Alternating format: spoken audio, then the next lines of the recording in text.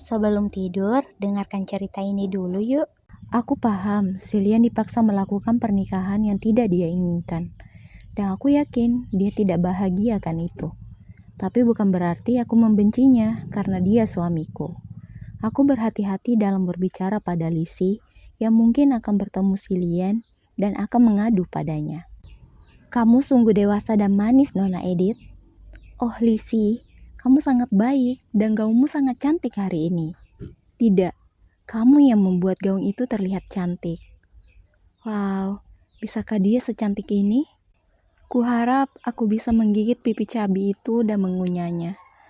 Lisi, tinggalkanlah klip dan datanglah padaku. Aku akan menjagamu. Kamu pasti lelah, tapi aku malah mengganggumu cukup lama. Beristirahatlah dan Silian akan kesini nanti. Merah pipinya sungguh manis. Aku yakin memalukan memikirkan malam pertama Kilian setelah seperti saudara selama 5 tahun. Tapi tenang Lisi, itu tidak akan terjadi. Aku melambaikan tanganku pada Lisi ketika dia pergi, dan akhirnya aku sendirian. Wah, apakah episode pernikahan telah selesai?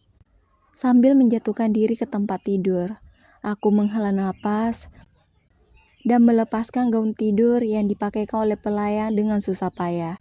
Lalu, aku pergi berendam di bak mandi. Enaknya. Bathtub ini dirancang untuk pasangan mandi. Sedikit panas, tapi suhunya cocok untukku yang suka pergi ke sauna di kehidupan sebelumnya. Aku berendam di air panas, gatal dan sakit di tubuhku perlahan menghilang. Menjadi menantu kelar geduk berarti kamu memiliki pelayan yang membantumu mengisi bathtub ini. Keren. Regal Hope yang menyebalkan, Silian yang dingin, tapi hal ini yang patut disyukuri. Dunia yang tidak menyenangkan tanpa smartphone dan internet, tapi aku punya kemewahan yang tidak pernah kubayangkan saat menjadi Cuesuna. Di dunia ini ada buku, drama, opera, turnamen berburu, piknik, pesta, dan dansa. Aku tidak perlu bekerja, aku bebas dari pekerjaan rumah, aku tidak perlu memikirkan keuangan, dan aku tidak perlu memikirkan kakakku yang meminjam uang dariku. Aku percaya diri bisa hidup dengan tenang dan menikmati hidupku tanpa mengganggu pemeran utama pria dan wanita, atau bahkan pemeran kedua pria suamiku. Tapi Regal Hope adalah masalah yang berbeda.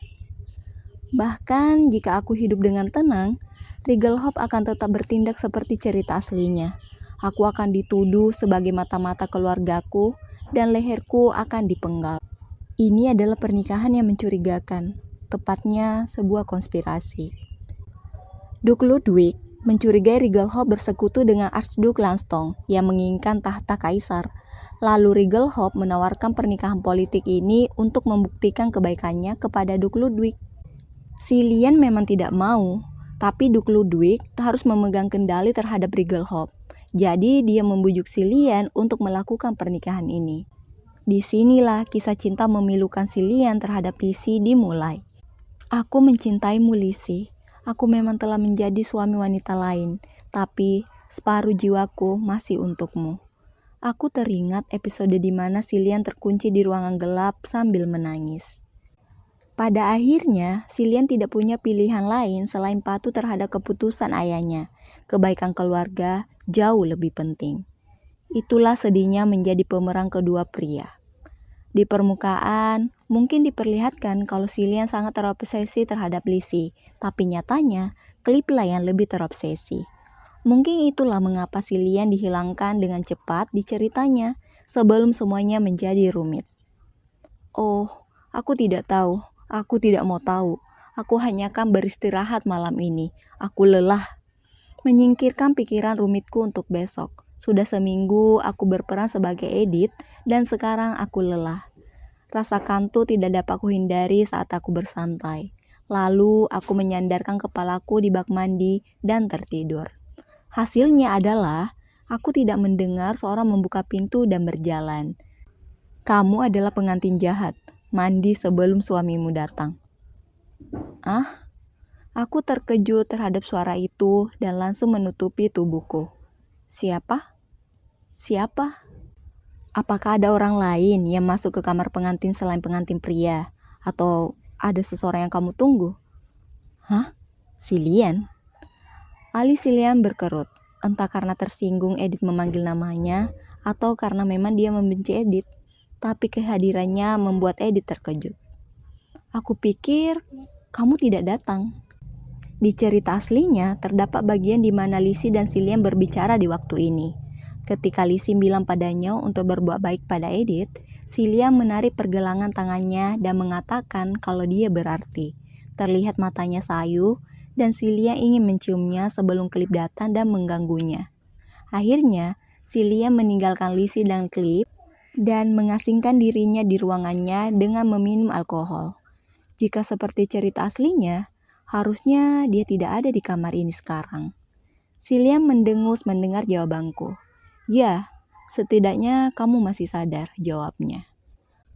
Pastilah, kamu menghindari kontak denganku pada pertukaran cincin tadi, dan bodoh sekali jika aku mengabaikannya. Si Lian menegang, dia tidak menyangka akan dibalas. Tapi aku tidak berharap dia akan kasihan padaku. Baginya, Edith Rigelhop tidak lebih dari putri licik Rigelhop dan penyebabnya gagal dalam percintaannya.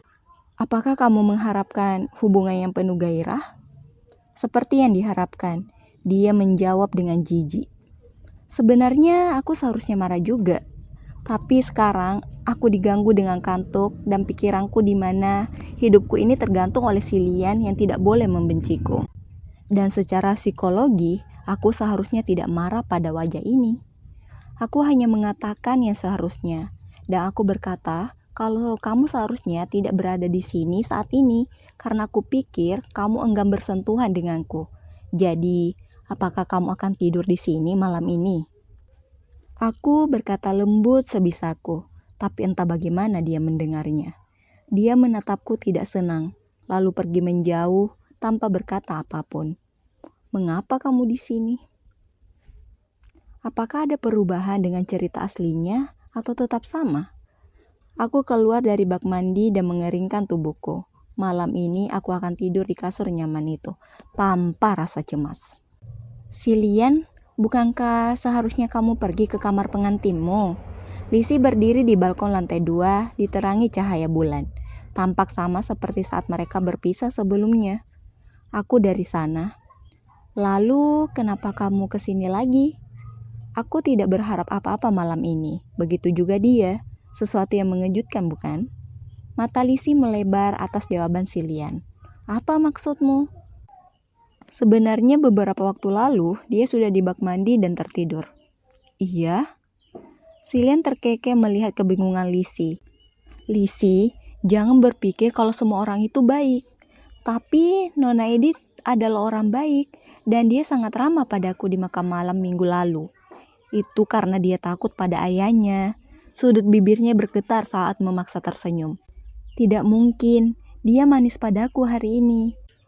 Kamu harus tahu mana senyum manis dan mana senyum licik, Lizzie. Si Lian tidak setuju dengan pendapat Lizzie. Bagaimanapun dia berusaha untuk berbicara baik tentang Edith. Rigelhop adalah pria yang berpura-pura beradab dan baik di luar, tapi dia seperti ular di dalam. Tumbuh dengan pria seperti itu bukan berarti anaknya tidak seperti itu. Dia berpura-pura tidak tahu tentang kemunafikan itu, tetapi jelas kalau dia datang ke istana untuk membantu ayahnya. Dia menikahinya untuk mencegah Rigelhop bergerak bebas, tetapi si Lian tidak pernah berniat membuat pernikahan ini berhasil dan bertahan lama. Rigelhop tamak itu akan menggali kuburannya sendiri, lalu aku akan membuang wanita itu. Si Lian mengatupkan gigi gerahannya saat mengatakan hal itu. Dan Lizzie mengerutkan alis halusnya dan terlihat gelisah. Ada apa, Lizzie? Tidak apa-apa, setelah mendengar perkataanmu, aku penasaran jika Nona Edith marah padaku sebelum... Apa? Dia marah padamu? Oh tidak, bukan itu maksudku. Aku pikir aku membuat kesalahan. Katakan, apa yang terjadi, Lizzie? Mata Kilian menatap tajam. Lizzie menggigit bibirnya dan menghela napas berat. Terima kasih sudah mendengarkan. Selamat tidur.